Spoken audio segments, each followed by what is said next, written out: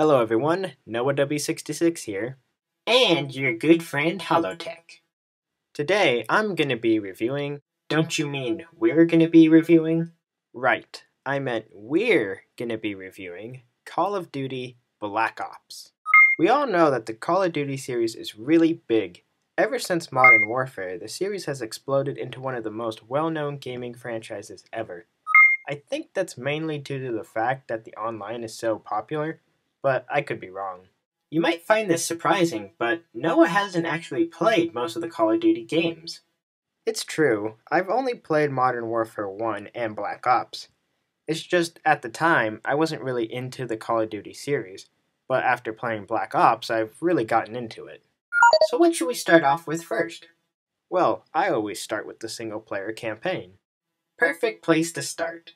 The story starts with our main character, Mason, strapped to a chair in some weird room, with a man interrogating him. You have no idea what's going on, but slowly we start to get pieces of the story through Mason's memories. You won't completely know what's going on until towards the end of the game, but I thought that's what made it interesting. You want to know what's going to happen next. Like, I wanted to know what the numbers were, and if the communists were going to unleash the Nova 6 gas. The Nova 6 gas is a kind of poison gas that would kill everyone in seconds, and the commies have it. So it's up to the Americans to try and stop them from unleashing it. There's also this one Russian guy named Reznov that Mason meets in prison, and he wants revenge on the three guys who betrayed him, which turn out to be the three guys who have the Nova 6 gas. He really wants revenge on these guys. Hell, he even made his own little catchphrase from it. Dragovich, Kravchenko, Stalin. These men must die. Dragovich, Stalin, Kravchenko, all must die. Dragovich, Kravchenko, Stalin, all must die. Reznov is a really cool character. I just love how at the beginning of the game, when him and Mason are escaping from jail, he just keeps yelling out all these different steps that they have to take. There's also lots of cool action in this game. Each level has their own big cinematic moment, like riding a motorcycle while being chased, smashing through windows in slow-mo, blowing things up with a boat and a helicopter, and meeting President Kennedy. Our very way of life is at risk. Dragovich.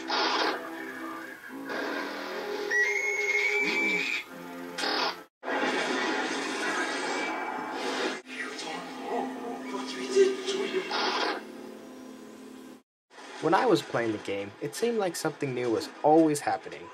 But there are times when it seems like you're doing the same thing over and over, like stabbing someone in the neck.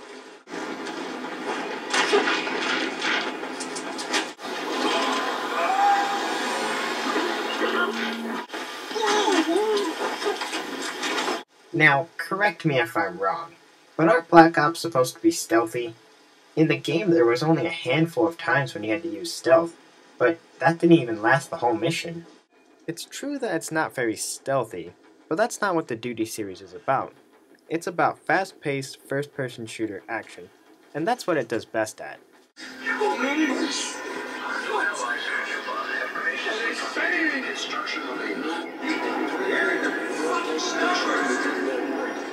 Now, on to the online. I can't say too much about it, mainly because I don't play online very often, just every now and then. And that's mainly due to the fact that he just sucks at online. I mean, he's only at level 10 right now. Shut up! Alright, I'll admit, I'm not the best at online shooters. Or any other online games.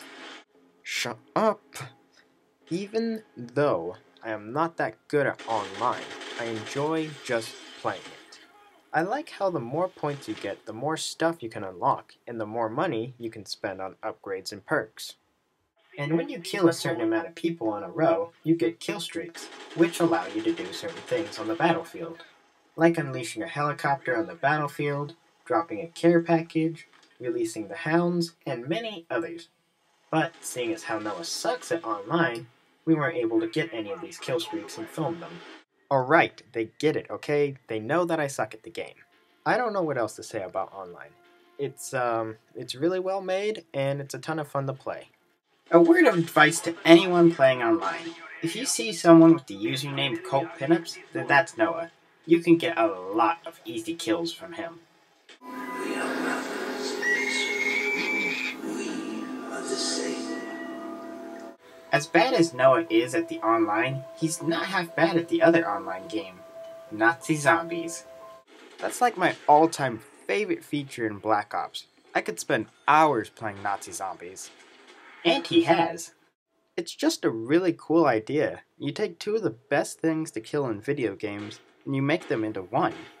Now, I know that Nazi Zombies was originally in World at War, but seeing as how I don't have that game, I've never played it. Basically, Nazi Zombies is a survival game. You try to survive wave after wave of zombies for as long as you can. While you're surviving, there are many guns that you can buy off the walls, and the way that you earn money is by killing zombies and repairing the holes in which they're coming from. But you also have to spend money to open the doors in order to advance to the stage. Otherwise, you're going to get surrounded by zombies. I think my favorite stage is where you're at the Pentagon, and you get to play as President Kennedy, Nixon, Castro, and some other guy I don't know of. It's just so badass seeing these guys kill these zombies, and I just love Kennedy and Nixon's reaction to them. It appears the Pentagon has been breached. Zombies. Gentlemen, at times like these, our capacity to retaliate must be and has to be massive. There's also lots of cool secrets in each stage. Like at the Pentagon, if you can find all the red phones, then this really cool song by Eminem will start playing. If you want to survive, you have to find the mystery box.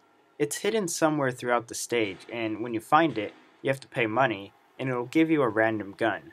Sometimes a good gun, and most of the time a bad one. And there's also this machine called Pack-a-Punch, which will turn your regular gun into a laser gun. So you really need those two things to survive. There's one other zombie game that you can play in here, and that's called Dead Ops Arcade. The way to play this is you have to escape from the chair at the main menu, walk over to the computer, punch in the code, and there you go. There's not too much to say about this one. 1 to 4 players blast away at waves of zombies while fighting for weapons and gold. It's just like an old school arcade game, where you try and see who can get the most points. There's also one other game called Zork, which is basically an old school computer game, where you don't really see anything on the screen besides a bunch of text that tells you where you are, what you see, what you hear, and stuff like that. And you just type down what your character wants to do. That's basically it. Overall, I felt that Black Ops was a very enjoyable game. Anyone who likes war shooters, or just first-person shooters in general, should enjoy this game. It offers a lot more than most shooters do, which is usually just a short story and some online. We can't exactly say if this is the best Call of Duty game ever, seeing as how we've only played Modern Warfare 1 and Black Ops, and it's been quite a while since we played Modern Warfare.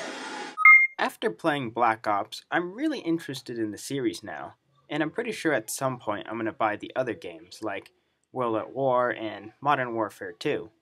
Well, I'm going to give Call of Duty Black Ops 4 out of 5 goggles. What the hell's all that noise? Sounds like someone's trying to break in. Nah, it's probably just a storm or something. Oh my god! It's just zombies. It's over.